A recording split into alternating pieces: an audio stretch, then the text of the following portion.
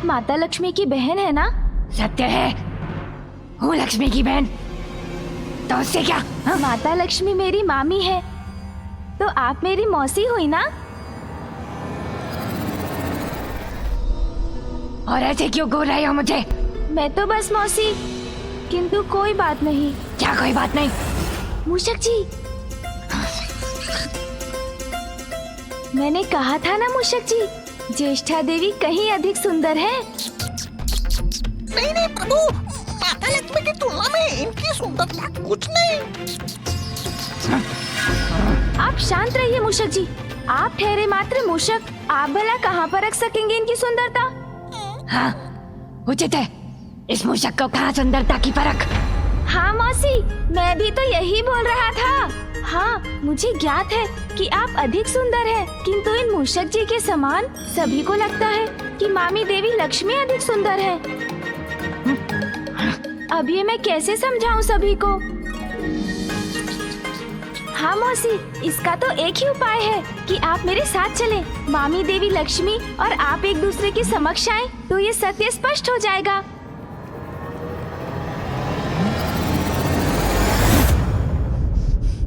तुम्हारे साथ चलूं?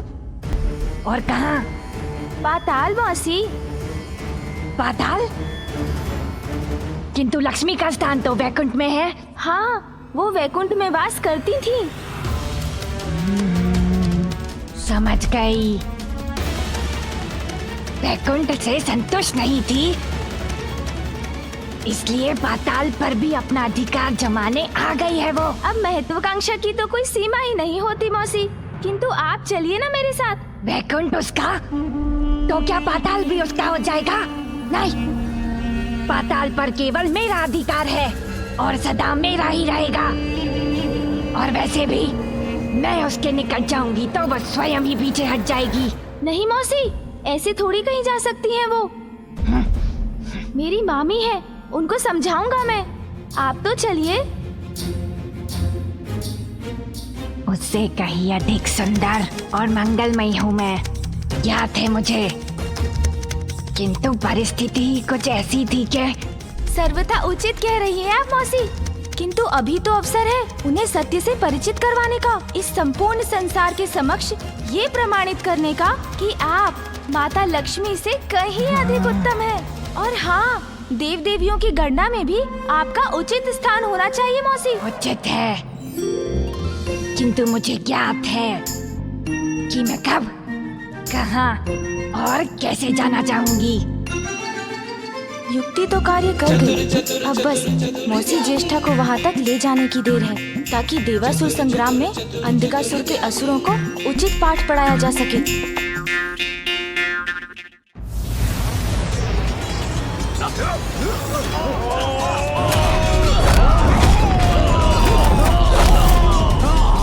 गंधर्व सैनिकों, मैं हस्ती मिटा दूंगा तुम्हारी।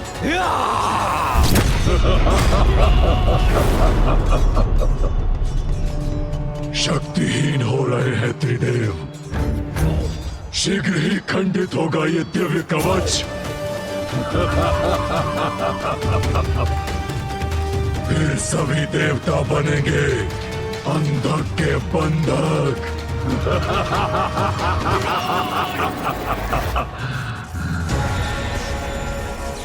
पुत्र गणेश, अनर्थ होने को है, शीघ्रता करो।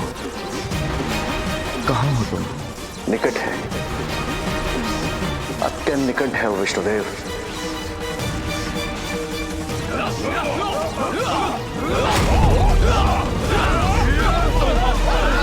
ये क्या?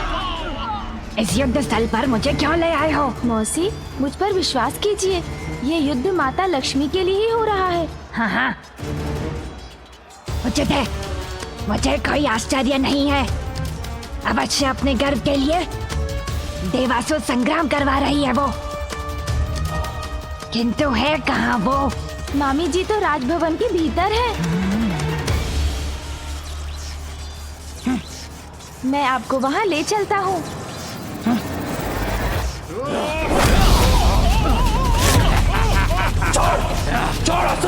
छोड़ दूं? छोड़ घटिया देवता। आगे बढ़िए मौसी, आगे बढ़िए। लक्ष्मी को अपने निकट इतनी चकाचौंध क्यों पसंद है? कहाँ है वो? मामी जी तो उस बंद द्वार के पीछे है।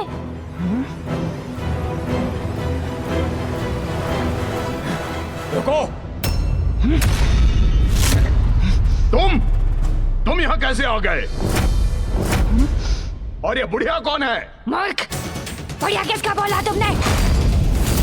मौसी आप चिंता मत कीजिए, आप यहीं प्रतीक्षा कीजिए। इन्होंने आपका अपमान करने का दुस्साहस किया, इसका उचित दंड देता हूँ इन्हें। अब मैं और अधिक विलंब नहीं कर सकता।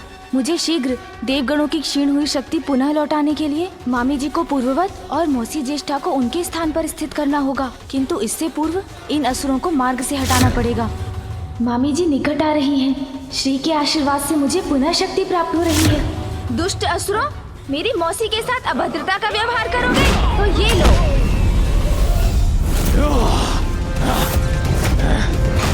देवताओं, अब कोई तुम्हारी रक्षा नहीं कर सकता।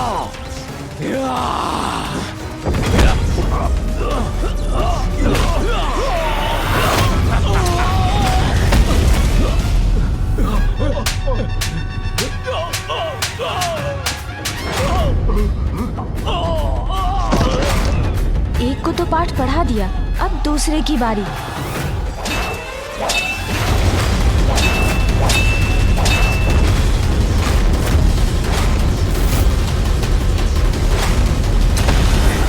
देखो देवराज, देखो मुझे, मैं साक्षात काल हूं तुम्हारा।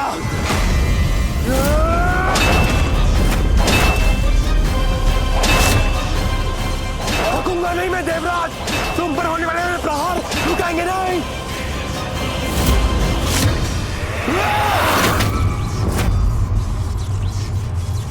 अब भी कुछ शक्ति शेष है तुम में देवराज, किंतु उसका भी उपाय है मेरे पास।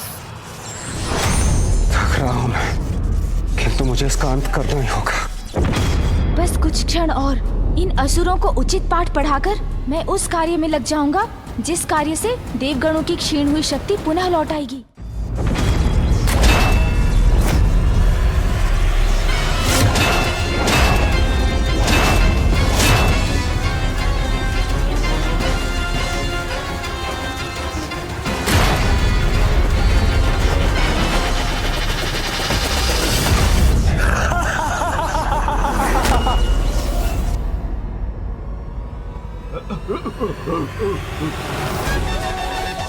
अरे, इस पर तो मैंने अभी तक कोई प्रहार ही नहीं किया।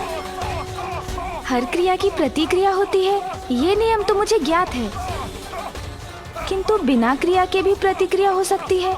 ऐसे नियम तो उन्हीं के समक्ष उत्पन्न हो सकते हैं जिनके कर्म और उपस्थिति दरिद्रता के निकट हो। प्रतीत होता है ये स्थान दरिद्रता के समान अनुकूल है।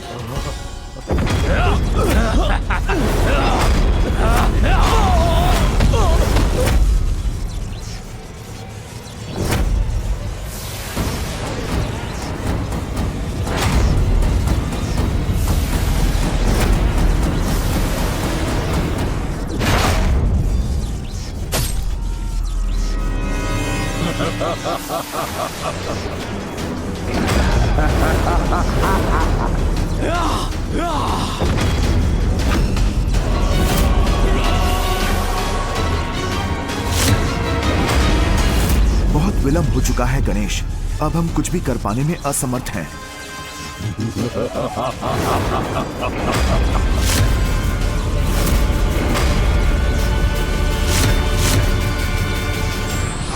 समस्या या परिस्थिति कितनी भी विकराल हो, उसका हल उसके भीतर ही छिपा होता है। आवश्यकता है उसे समझने की।